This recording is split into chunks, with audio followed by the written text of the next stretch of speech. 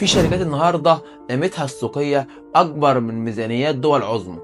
احنا مش بنتكلم عن شركات عندها مصانع او ابار بترول، احنا بنتكلم عن شركات بتملك خوارزميات وبيانات. ليه سهم تكنولوجي واحد ممكن يغنيك عن استثمار العمر؟ القطعة دي النهاردة أغلى من الذهب وأهم من البترول. احنا مش في عصر الصناعة، احنا في عصر السيادة السيليكونية.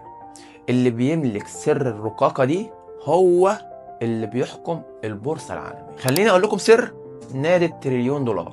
المعلومة التقيلة: شركات زي انفيديا ما بقتش مجرد شركة كروت شاشة، دي بقت المحرك اللي بيشغل الذكاء الاصطناعي في العالم كله. سهم الشركة دي زاد بنسبة 1000% في سنين قليلة.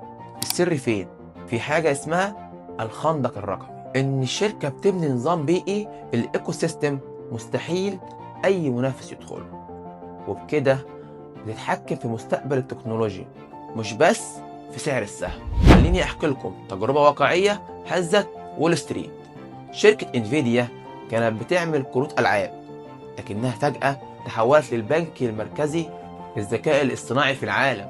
هو إيه اللي حصل؟ كل شركات التكنولوجيا جوجل وميت وتسلا بقوا بيقفوا طوابير عشان يشتروا رقائقها.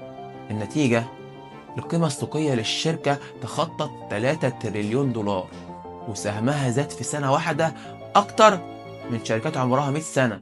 ليه؟ لأنها بتبني البنية التحتية للعقل البشري الرقمي. الاستثمار هنا مش في منتج، ده استثمار في المحرك الوحيد للمستقبل. في إنجاز بنتعلم من التجربة دي إن التخصص التقني الدقيق هو اللي بيخلق الاحتكار القانوني والأرباح الخيالية. البورصة النهاردة ما بتسعرش المباني، بتسعر الملكية الفكرية. يعني إيه؟